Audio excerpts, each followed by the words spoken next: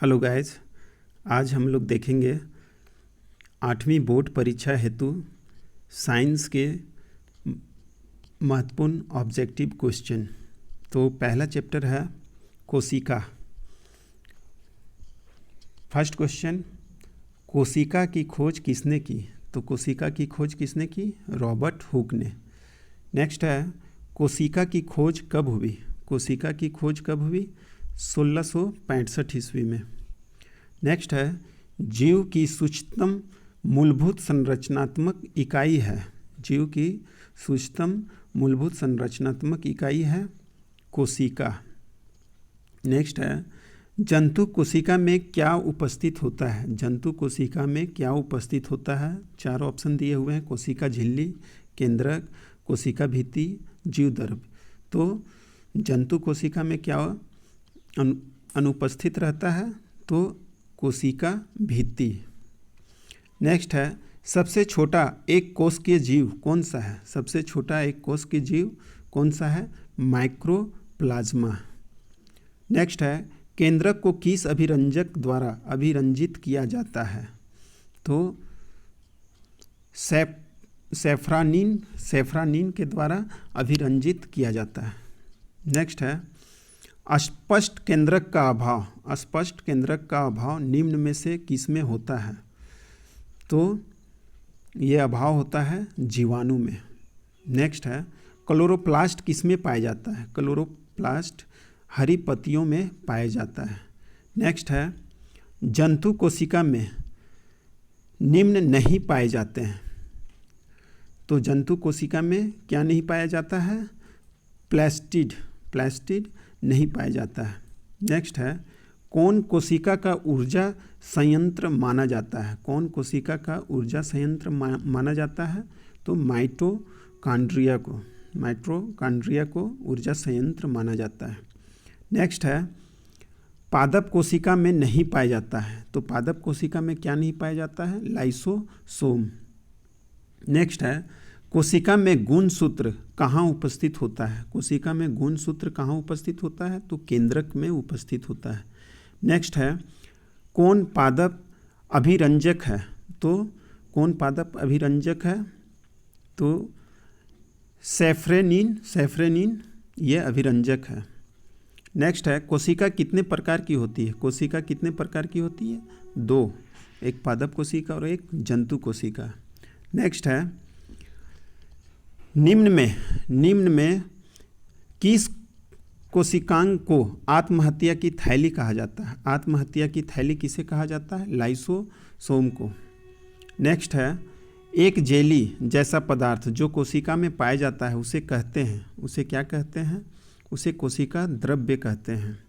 Next है, सजीव में आनुवांशिक गुणों का वाहक है। सजीव में आनुवांशिक गुणों का वाहक कौन है?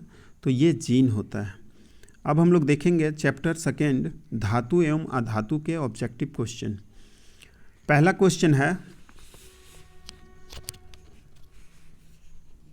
कौन सी धातु नहीं है? इनमें से कौन सा धातु नहीं है? तो सल्फर धातु नहीं है। सबसे अधिक सक्रिय अधातु कौन है? तो फास्फोरस। नेक्स्ट है, कौन सी अधातु जो विद्युत का सुचालक है? तो विद्युत का सुचालक कौन है? ग्रेफाइट। नेक्स्ट है, एक अधातु जिसमें चमक होती है, वैसा कौन सा धातु है जिसमें चमक होती है? तो वो है आयोडीन। नेक्स्ट है, एक उच्च आघातवर्धीय धातु जिसका उपयोग खाद्य पदार्थ को पैक करने के लिए किया जाता है। तो खाद्य पदार्थ को पैक करने के लिए एल्युमिनियम का प्रयोग किया जाता है। नेक्स्ट है, कमरे के ताप पर द्रव्य अवस्था में रहने वाली अधातु है। कमरे के ताप पर द्रव्य अवस्था में रहने वाला अधातु कौन सा है? ब्रोमीन है, जो कमरे के ताप पर क्या होती है? द्रव्य अवस्था में रहती है।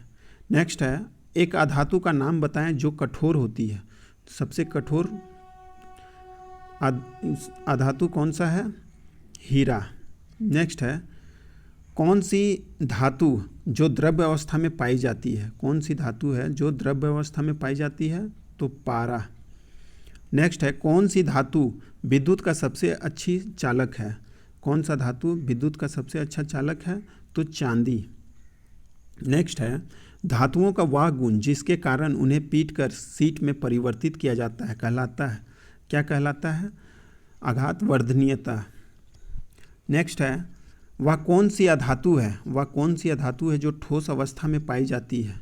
तो ठोस अवस्था में पाई जाती है हीरा।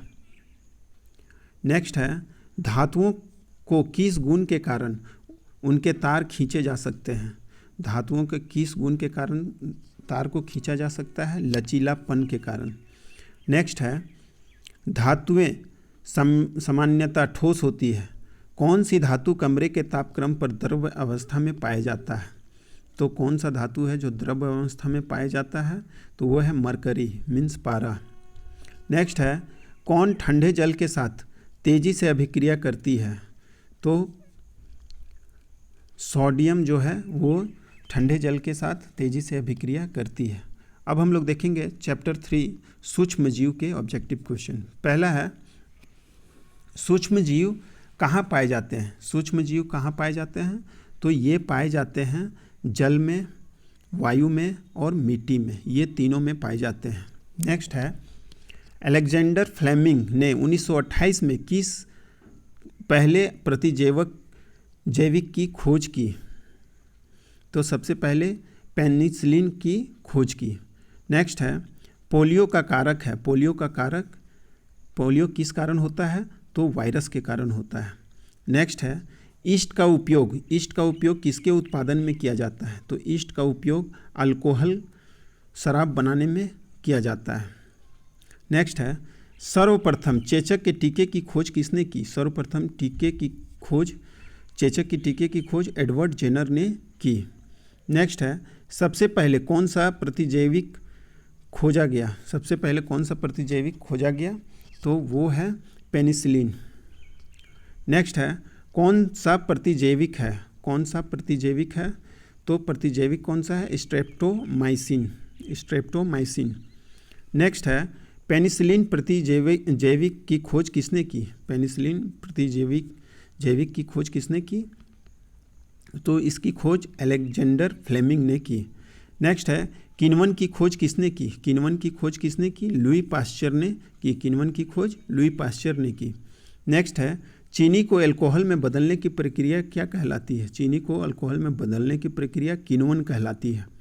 नेक्स्ट है संचरणीय रोगों का सबसे मुख्य कारक कौन सा है? तो घरेलू मक्खी। नेक्स्ट है हैजा किसके द्वारा होता है? तो हैजा जीवाणु के द्वारा होता है। नेक्स्ट है मनुष्य में वायरस द्वारा होने वाला एक सामान्य रोग है। कौन सा है? पोलियो।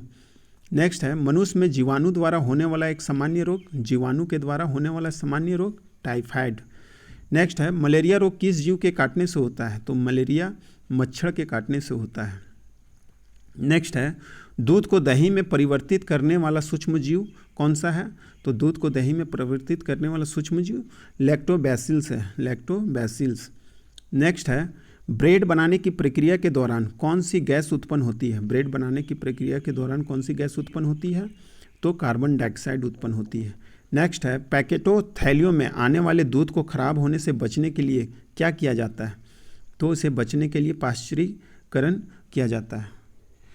नेक्स्ट है नाइट्रोजन का वायुमंडल से मिट्टी, पौधे तथा जंतु में परिवहन की संपूर्ण प्रक्रिया को क्या कहते हैं? तो इस प्रक्रिया को हम लोग नाइट्रोजन चक्र कहते हैं। अब हम लोग देखेंगे विद्युत धारा का रासायनिक प्रभाव के ऑब्जेक्टिव क्वेश्चन। तो पहला क्वेश्चन है कौन सा विद्युत धारा का सूचालक है? तो कौन सा विद्युत धारा का सूचालक है? विद्युत धारा का सूचालक कौन सा है? तो पीतल। नेक्स्ट है कौन सा घोल विद्युत का सूचालक है? कौन सा घोल विद्युत का सूचालक है? तो नींबू का रस। नेक्स्ट है कौन विद्युत का कुचालक है? तो रबड़। रबड़ क्या है? विद्युत का कुचालक है। अब हम लोग नेक्स्ट है कौन सी धातु है जिसमें विद्युत लेपन के द्वारा किसी वस्तु की चमक को बढ़ाया जा सकता है? वैसी कौन सी धातु है जिसमें विद्युत लेपन के द्वारा किसी वस्तु की चमक को बढ़ाया जा सकता है? तो क्रोमियम के द्वारा चमक को बढ़ाया जा सकता है। नेक्स्ट है, विद्युत धारा को किस प्रभाव का उपयोग विद्युत लेपन में होता है? तो रासायनिक प्रभाव। नेक्स्ट है, खाद्य पदार्थों को संरक्षित करने के लिए लोहे के डिब्बे पर किस धातु का विद्युत लेपन किया जाता है? खाद्य पदार्थों को संरक्षित करने के लिए लोहे के डिब्बे में किस धातु का विद्युत लेपन किया जाता है? तो टीन का। नेक्स्ट है, विद्युत धारा उत्पन्न करता है। विद्युत धारा क्या उत्पन्न करता है? ऊष्मीय, चुंबकीय और रासायनिक प्रभाव उत्पन्न करता है। नेक्स्ट है, कौन सी पदार्थ विद्युत का हीन चालक है? कौन सा पदार्थ विद्युत का हीन चालक है? तो आसुत जल। नेक्स्ट है, जब चालक विलयन में विद्युत धारा प्रवाहित की जाती है तब विलयन का रंग में परिवर्तन होता है या संकेत करता है। ये क्या संकेत करता है? विद्युत धारा के रासायनिक प्रभाव का। अब हम लोग देखेंगे किशोर अवस्था की ओर, चैप्टर 5 के ऑब्जेक्टिव क्वेश्चन। पहला क्वेश्चन है, किशोर अवस्था की उम्र क्या है? किशोर अवस्था की उम्र क्या है? 11 से 19 वर्ष। नेक्स्ट है, किस उम्र तक को शैशव अवस्था कहा जाता है? तो शैशव अवस्था 0 से 5 वर्ष को कहा जाता है। नेक्स्ट है, कौन सा परिवर्तन यौवन आरंभ के दौरान नहीं होते हैं? यौवन आरंभ के दौरान कौन सा परिवर्तन नहीं होता है? तो वो है रजोनिवृत्ति। नेक्स्ट है, स्त्रियों में होने वाला मासिक स्राव को सामान्य अवधि क्या है? तो स्त्रियों में जो मासिक स्राव होता है उसकी अवधि क्या है? उसकी अवधि होती है 28 दिन। नेक्स्ट है, मनुष्य की कोशिका के केंद्रक में कितने जोड़े गुणसूत्र पाए जाते हैं? तो मनुष्य के कोशिका के केंद्रक में कितने जोड़े गुणसूत्र पाए जाते हैं? तो 23 जोड़े। नेक्स्ट है, निम्न में से कौन सा आहार किशोर के लिए सर्वोत्तम है? कौन सा आहार किशोर के लिए सर्वोत्तम है? रोटी, दाल और सब्जियां। नेक्स्ट है, लड़कों के गले में उभरा हुआ भाग कहलाता है। तो लड़कों के गले में उभरा हुआ भाग क्या कहलाता है? एडम्स एप्पल या कंठमणि। नेक्स्ट है, यौवन अवस्था में प्रारंभ होने के साथ ही पुरुष हार्मोन स्रावित होता है, उसे क्या कहते हैं? उसे क्या कहते हैं? टेस्टोस्टेरोन। नेक्स्ट है, कौन सा गुणसूत्र शिशु का लिंग निर्धारण करता है? कौन सा गुणसूत्र शिशु का लिंग निर्धारण करता है? तो ये है XY। कौन नर हार्मोन है? कौन सा नर हार्मोन है? तो ये है टेस्टोस्टेरोन। नेक्स्ट है, कौन मादा हार्मोन है? कौन सा मादा हार्मोन है? तो एस्ट्रोजन। नेक्स्ट है, इंसुलिन की कमी के कारण होता है। इंसुलिन की कमी के कारण कौन सा रोग होता है? मधुमेह। नेक्स्ट है, पीड़ित व्यक्ति से स्वस्थ व्यक्ति में एड्स फैल सकता है। किसके द्वारा फैल सकता है? तो खून चढ़ाने से। नेक्स्ट है, जन्म लेने वाले शिशु के लिंग निर्धारण के लिए जिम्मेवार कोशिका की संरचना को क्या कहते हैं? तो इसे गुणसूत्र कहते हैं। अब हम लोग देखेंगे चैप्टर 6 बल एवं दाब के ऑब्जेक्टिव क्वेश्चन। पहला क्वेश्चन है, दाब का मात्रक है। दाब का मात्रक क्या है? तो दाब का मात्रक पास्कल और न्यूटन प्रति वर्ग मीटर।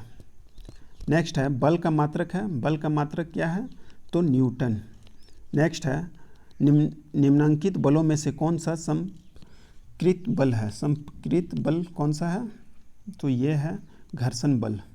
नेक्स्ट है, आवेशित वस्तुओं द्वारा दूसरी वस्तुओं पर कुछ दूरी से बिना सीधे संपर्क के लगने वाले बल को क्या कहते हैं? तो इसे हम लोग वैद्युत बल कहते हैं। नेक्स्ट है, शुष्क मौसम में बलों में कंघी करने पर बिखर जाता है, इसके लिए बल उत्तरदायी है। कौन सा बल उत्तरदायी है? तो स्थिर वैद्युत बल। नेक्स्ट है, कुएं से पानी खींचना कौन सा बल है? कुएं से पानी खींचना कौन सा बल है? अभिकर्षण।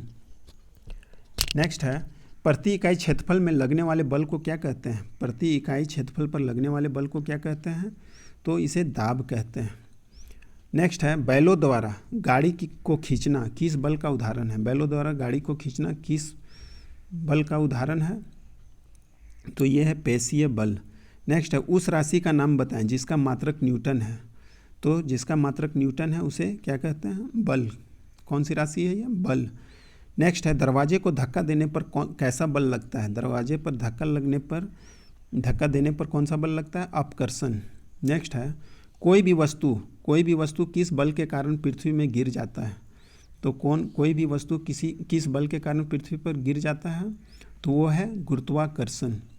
नेक्स्ट है पृथ्वी प्रत्येक वस्तु को अपनी ओर आकर्षित करता है, इस आकर्षण बल को क्या कहते हैं?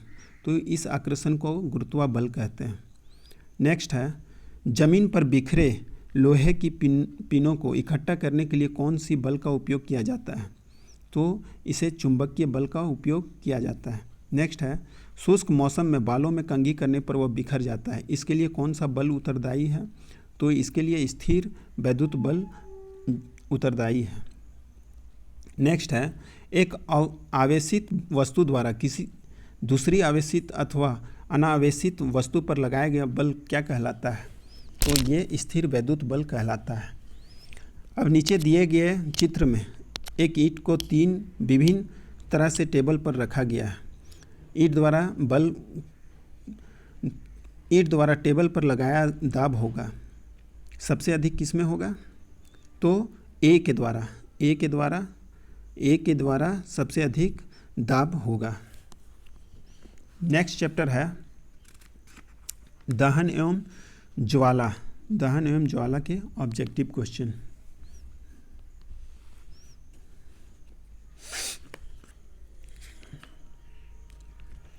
पहला क्वेश्चन है दहन के लिए आवश्यक है। दहन के लिए आवश्यक क्या है? दहन के लिए आवश्यक है हवा। नेक्स्ट है कौन ज्वलनशील पदार्थ है? इसमें कौन सा ज्वलनशील पदार्थ है? तो पेट्रोल। नेक्स्ट है कौन सा दहनशील पदार्थ है? निम्नलिखित में से कौन सा दहनशील पदार्थ है? तो वो है केरोसिन, मिट्टी तेल। नेक्स्ट है विद्युत उपकरणों पे लगी आग बुझाने के लिए सबसे अच्छा अग्निशामक है। तो सबसे अच्छा अग्निशामक क्या है? Carbon dioxide. नेक्स्ट है दहन की क्रिया के लिए निम्न में कौन सी शर्त आवश्यक है? दहन की क्रिया के लिए पदार्थ के ज्वलन ताप की प्राप्त। नेक्स्ट है लकड़ी का जलना किस प्रकार का दहन का उदाहरण है? लकड़ी का जलना मंद दहन का उदाहरण है। नेक्स्ट है किस ईंधन का ऊष्मीय मान सबसे अधिक होता है? किस ईंधन का ऊष्मीय मान सबसे अधिक होता है? तो सबसे अधिक होता है एलपीजी का। नेक्स्ट है ज्वाला में कितने क्षेत्र होते हैं? ज्वाला में कितने क्षेत्र होते हैं? तो इसमें 3 क्षेत्र होते हैं। नेक्स्ट है किसी पदार्थ के दहन का पोषक पदार्थ है। किसी पदार्थ का दहन का पोषक पदार्थ है तो वो क्या है? ऑक्सीजन। नेक्स्ट है ईंधन के ऊष्मीय मान का मात्रक कौन है? ईंधन के ऊष्मीय मान का मात्रक कौन है? तो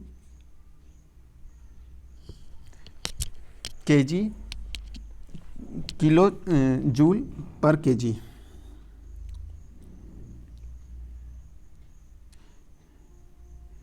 नेक्स्ट है निम्न में कौन स्वतः दहन का उदाहरण है? ये जो ईंधन का ऊष्मीय मान का मात्रक कौन है? तो कैलोरी जूल पर केजी। नेक्स्ट है कौन स्वतः दहन का उदाहरण है? स्वतः दहन का उदाहरण श्वेत फास्फोरस है। नेक्स्ट है कौन विस्फोटक का उदाहरण है? कौन विस्फोटक का उदाहरण है? तो पटाखे का दहन विस्फोटक का उदाहरण है। नेक्स्ट है मोमबत्ती का ज्वाला का मध्य भाग कैसा दिखाई पड़ता है? मोमबत्ती का ज्वाला का मध्य भाग कैसा दिखाई पड़ता है? तो वो पीला दिखाई पड़ता है। नेक्स्ट है तेल में लगी आग को किस अग्निशामक द्वारा बुझाया जाता है? तो तेल में लगी आग को किस अग्निशामक के द्वारा बुझाया जाता है? CO2 के द्वारा, कार्बन डाइऑक्साइड के द्वारा। नेक्स्ट है किस गैस की अधिकता विश्व उष्णन के कारण बनती है? तो ये बनती है कार्बन डाइऑक्साइड के कारण। नेक्स्ट है वात ताप जिस पर कोई पदार्थ जलना शुरू करता है क्या कहलाता है? तो उसे क्या कहलाता है? ज्वलन ताप कहलाता है। नेक्स्ट है गलत कथन को चुने। जंगल में आग लगने का कारण क्या है? तो इसमें जो गलत कथन है उसको चुनना है। तो ये वृक्षों की कटाई, ये हमारा गलत कथन है। जंगल में आग इसके कारण से नहीं लगता है। जंगल में आग मनुष्य की लापरवाही, सूर्य की गर्मी एवं बिजली का गिरने से होता है। अब हम लोग देखेंगे चैप्टर जंतुओं में जनन के ऑब्जेक्टिव क्वेश्चन। जंतुओं में जनन के ऑब्जेक्टिव क्वेश्चन। पहला क्वेश्चन है, अंडाणु तथा शुक्राणु के संलयन को क्या कहते हैं?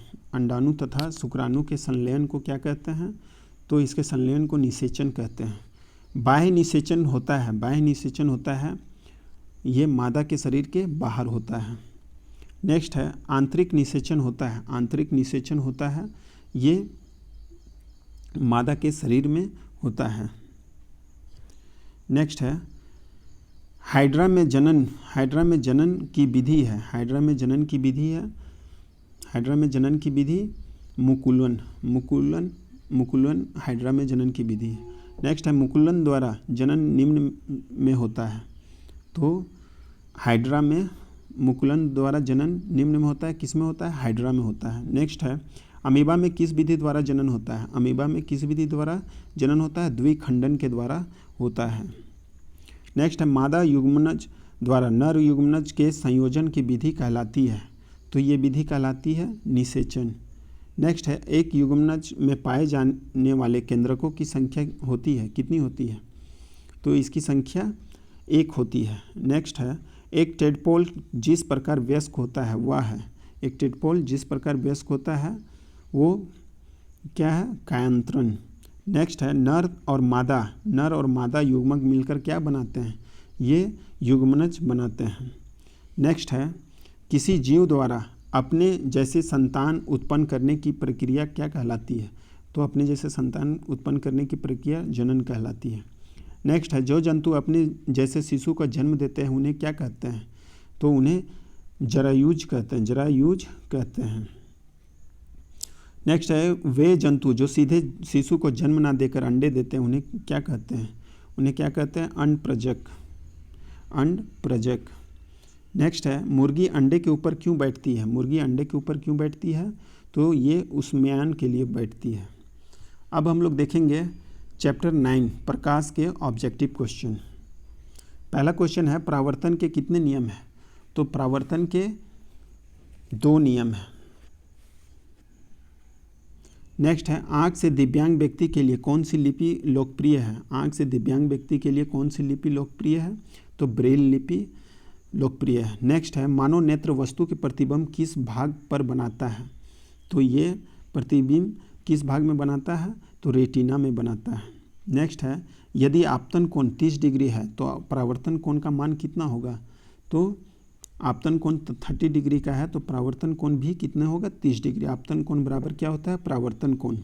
नेक्स्ट है आँख में प्रवेश करने वाली प्रकाश किरणों की कौन नियंत्रित करता है? तो आँख में प्रवेश करने वाली प्रकाश किरणों को नियंत्रित कौन करता है?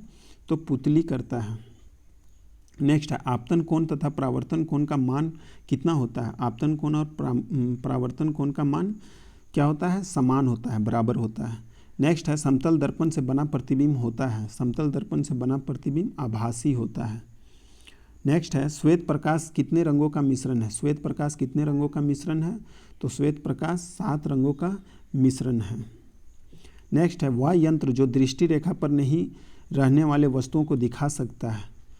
वह यंत्र कौन सा है जो दृष्टि रेखा पर नहीं रहने वाले वस्तुओं को दिखा सकता है? तो वो है पेरिस्कोप, पेरिस्कोप। नेक्स्ट है बहुमूर्तिदर्शी के निर्माण में कितने समतल दर्पण का उपयोग होता है? तो कितने समतल दर्पण का उपयोग होता है? 3 समतल दर्पण का उपयोग होता है। मानव नेत्र के रंगीन भाग को क्या कहते हैं? मानव नेत्र के रंगीन भाग को क्या कहते हैं? तो आइरिस कहते हैं। नेक्स्ट है मानव नेत्र में किस प्रकार का लेंस रहता है? मानव नेत्र में उत्तल लेंस होता है। नेक्स्ट है एक प्रकाश किरण समतल दर्पण पर 60 डिग्री के कोण पर आपतित होती है, परावर्तन का मान क्या होगा? तो परावर्तन का मान कितना होगा? तो ये 60 डिग्री का होता है। आपतन कोण बराबर क्या होता है? परावर्तन कोण। नेक्स्ट है मानव को सुस्पष्ट दृष्टि का न्यूनतम दूरी कितनी होती है? मानव के सुस्पष्ट दृष्टि का न्यूनतम दूरी 25 सेंटीमीटर होती है।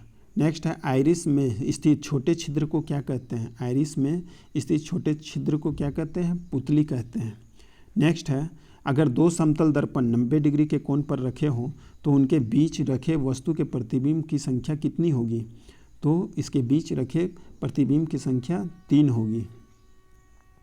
नेक्स्ट है, किस प्रक्रिया के कारण श्वेत प्रकाश 7 रंगों में विभक्त हो जाता है? किस प्रक्रिया के कारण श्वेत प्रकाश 7 रंगों में विभक्त हो जाता है?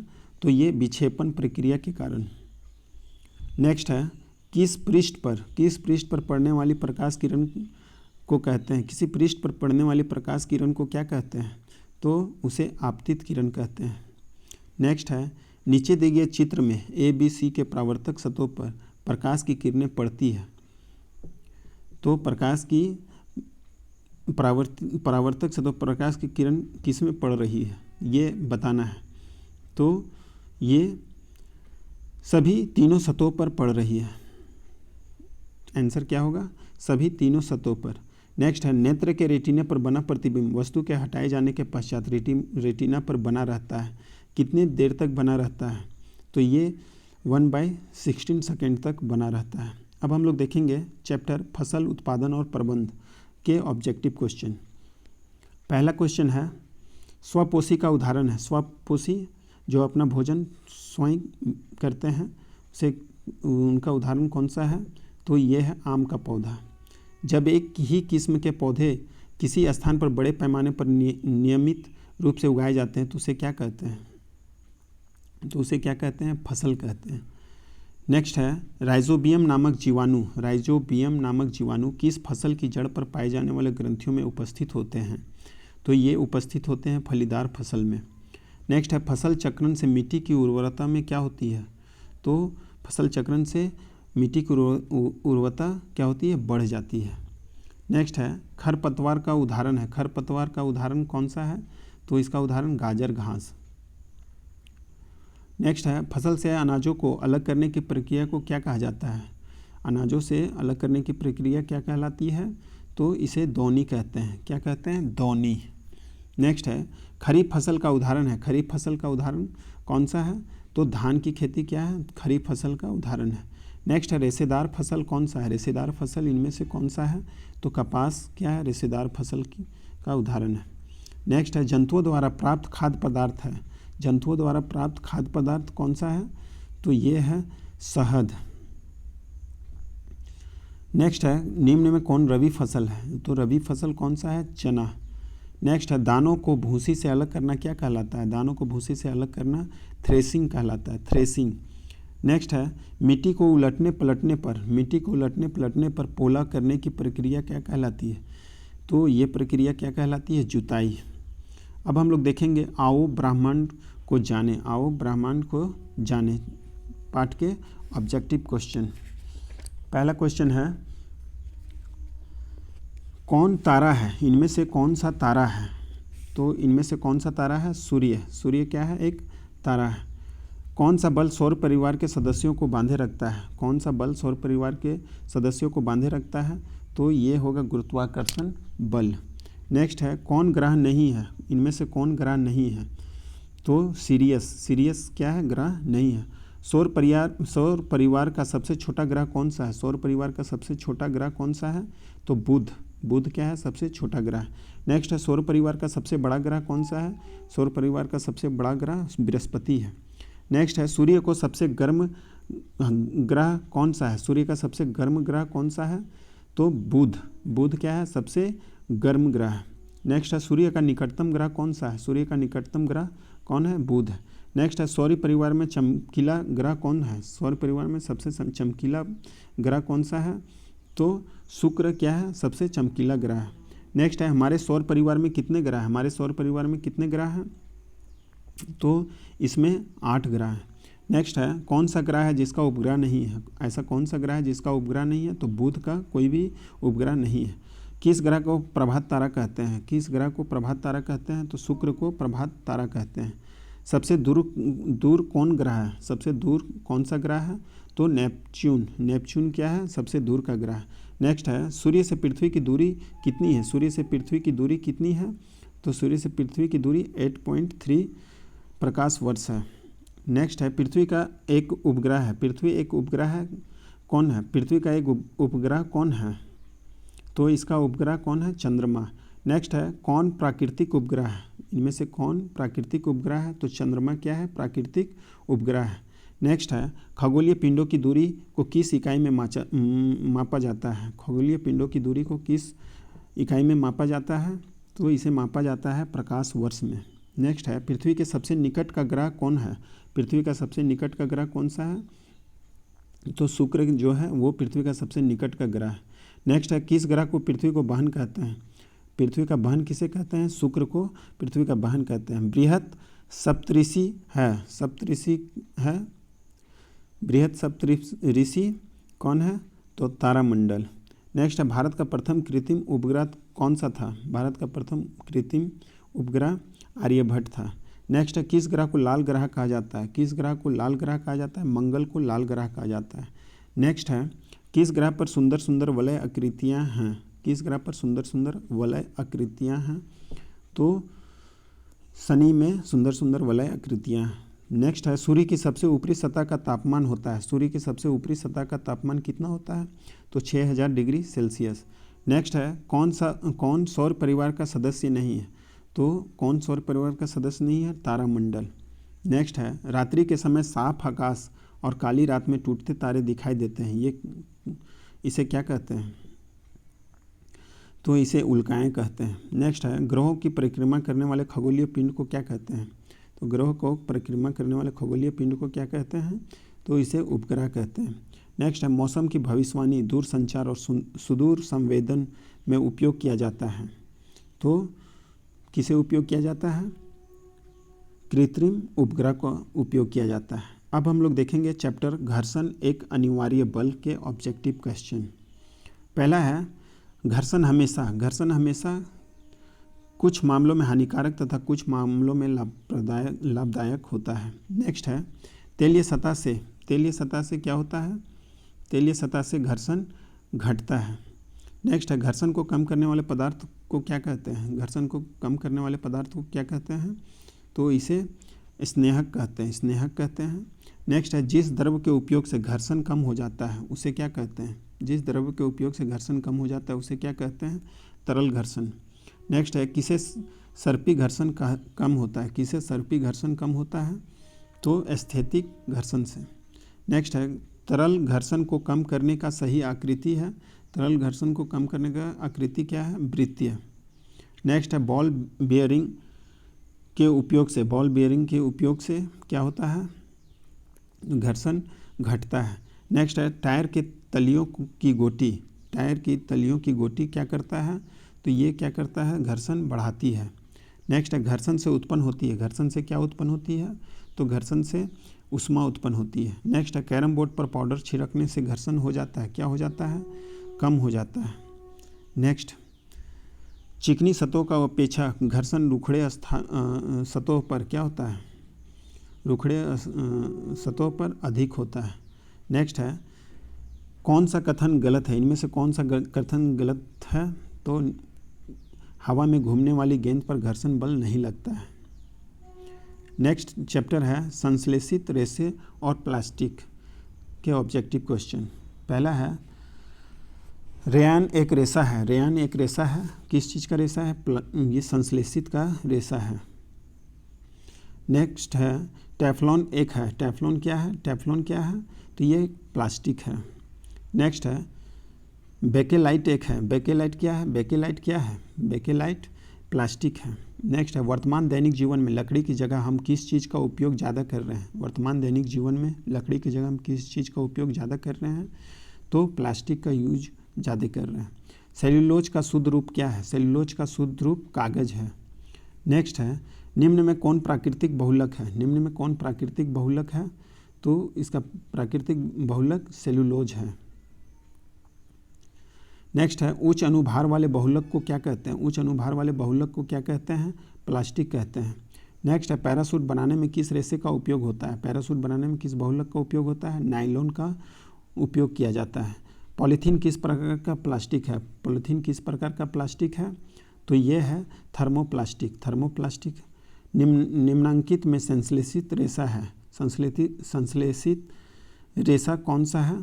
तो वो है पॉलिस्टर क्या है? संश्लेषित रेशा है। नेक्स्ट है ऊष्मादृढ़ प्लास्टिक है। ऊष्मादृढ़ प्लास्टिक कौन सा है? तो बेकेलाइट।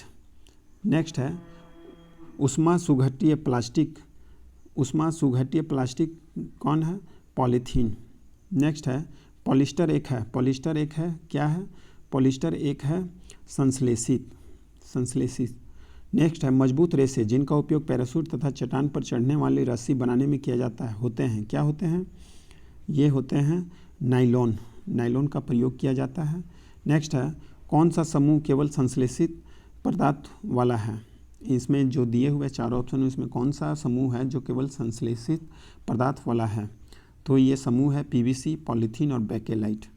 नेक्स्ट है पदार्थ जो प्राकृतिक प्रक्रिया जैसे जीवाणु द्वारा अपघटित हो जाता है कहलाता है, वो क्या कहलाता है? जैव निम्नीकरणीय। अब हम लोग देखेंगे चैप्टर ध्वनि के ऑब्जेक्टिव क्वेश्चन। ध्वनि चैप्टर के ऑब्जेक्टिव क्वेश्चन। पहला क्वेश्चन है कंपन आयाम का एसआई मात्रक क्या है? कंपन आयाम का एसआई मात्रक क्या है? तो इसका एसआई मात्रक एम होता है, मीटर होता है।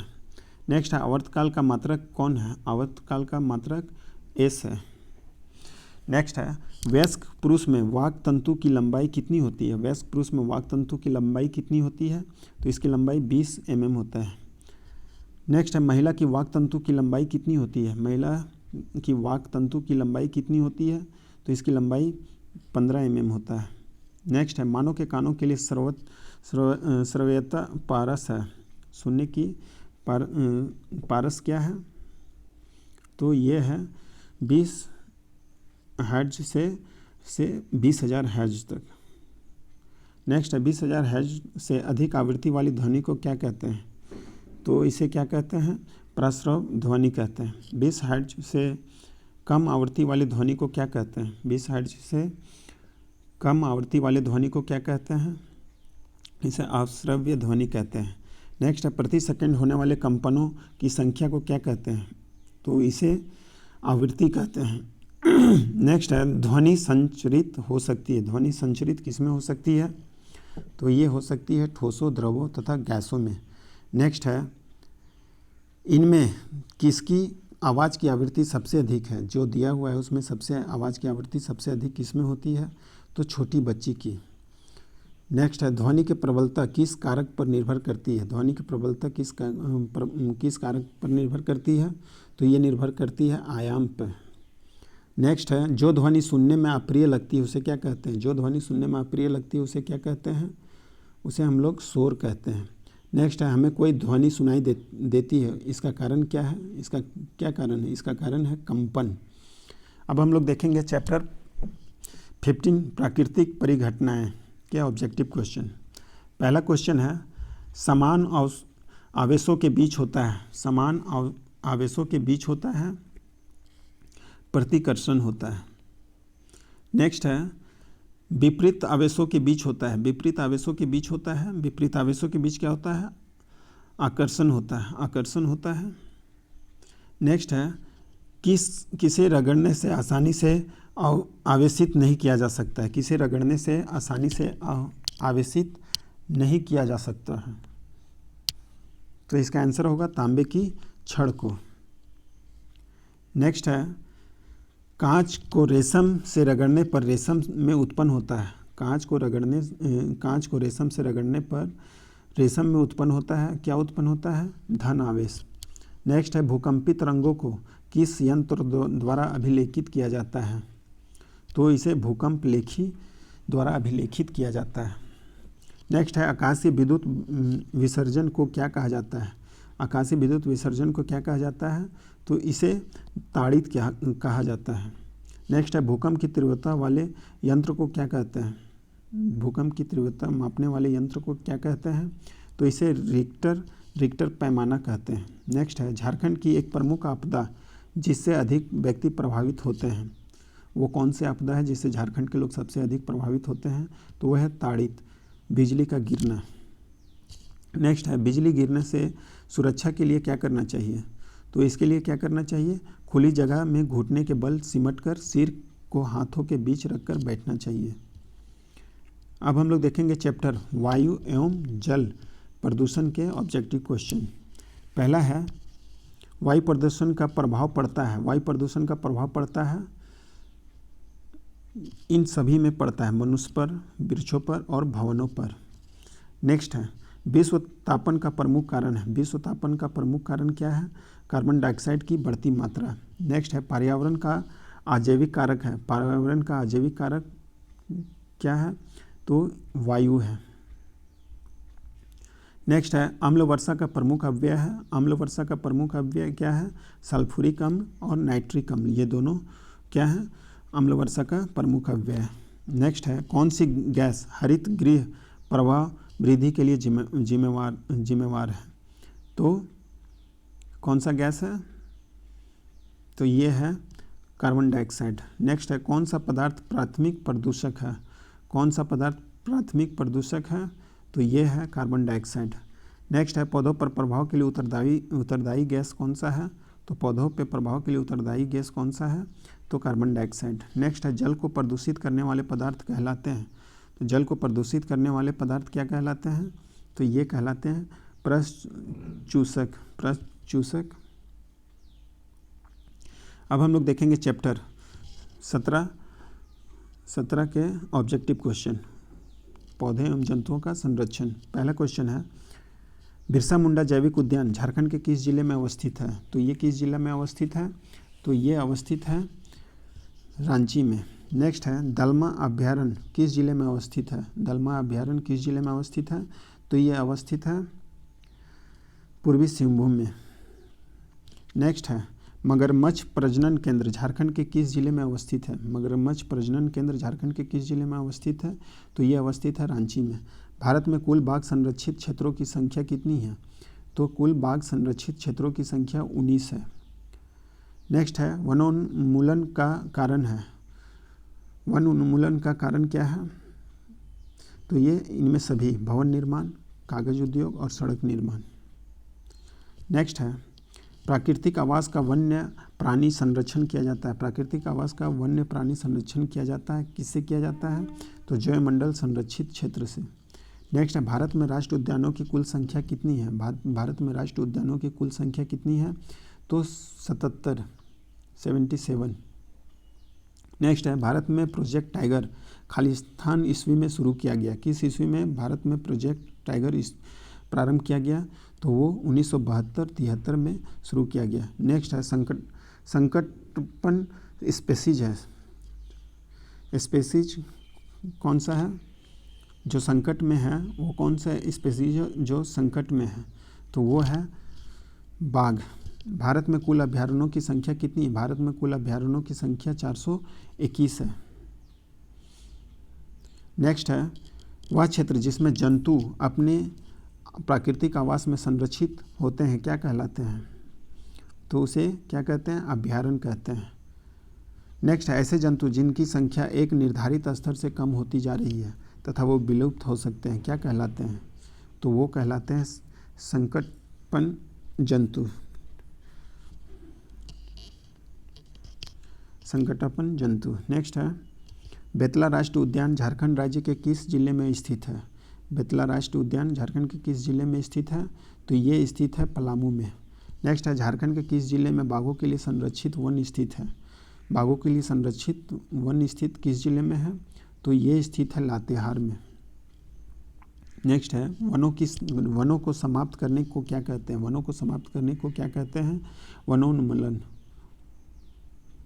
नेक्स्ट है वनोन्मूलन का अस्थायी हल क्या है? तो इसके अस्थायी हल है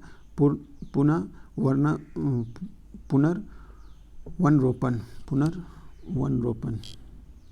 अब हम लोग देखेंगे लास्ट चैप्टर भूमिगत ईंधन के ऑब्जेक्टिव क्वेश्चन। तो पहला क्वेश्चन है प्राकृतिक गैस में मुख्यतः कौन सी गैस होती है? प्राकृतिक गैस में मुख्यतः कौन सी गैस होती है? तो मीथेन होता है। नेक्स्ट है पेट्रोलियम का कौन सा उत्पाद सड़क निर्माण हेतु उपयोग किया जाता है? पेट्रोलियम का कौन सा उत्पाद सड़क निर्माण हेतु किया जाता है? तो बिटुमेन का उपयोग किया जाता है। एक गहरे रंग का अप्रिय गंध वाला पदार्थ है, एक गहरे रंग का अप्रिय गंध वाला पदार्थ है, ये कौन सा है? पेट्रोलियम। नेक्स्ट है कोयला का बनने में समय लगता है, कोयला को बनने में कितना समय लगता है, तो इसे बनने में लाखों वर्ष लगता है। नेक्स्ट है कौन सा पदार्थ जीवाश्म ईंधन है, कौन सा पदार्थ जीवाश्म ईंधन है, तो जीवाश्म ईंधन कौन सा है, कोयला। नेक्स्ट है कोयले के भंजक स्रवण का उत्पाद है, कोयले के भंजक स्रवण का उत्पाद है, तो यह है कोक। नेक्स्ट है कौन अक्षय प्राकृतिक संसाधन है, कौन अक्षय प्राकृतिक संसाधन है, तो अक्षय प्राकृतिक संसाधन कौन है, वायु। काला सोना किसे कहा जाता है, काला सोना किसे कहा जाता है, तो काला सोना पेट्रोलियम को कहा जाता है। नेक्स्ट है जीवाश्म ईंधन का जलना, जीवाश्म ईंधन का जलने का मुख्य कारण क्या है, जीवाश्म ईंधन का जलने का मुख्य कारण वायु प्रदूषण। नेक्स्ट है कौन सा संसाधन क्षय होने वाला नहीं है, कौन सा संसाधन है जो क्षय होने वाला नहीं है, तो वो है वायु। नेक्स्ट है बहुत अधिक व्यावसायिक उपयोग के कारण पेट्रोलियम को कहा जाता है, क्या कहा जाता है, इसे काला सोना कहा जाता है। तो अभी हम लोगों ने देख लिया 8 बोर्ड हेतु साइंस के महत्वपूर्ण ऑब्जेक्टिव क्वेश्चन को। जो अभी तक चैनल को सब्सक्राइब नहीं किए हैं वो चैनल को सब्सक्राइब कर लेंगे और अधिक से अधिक इस वीडियो को शेयर करें। धन्यवाद।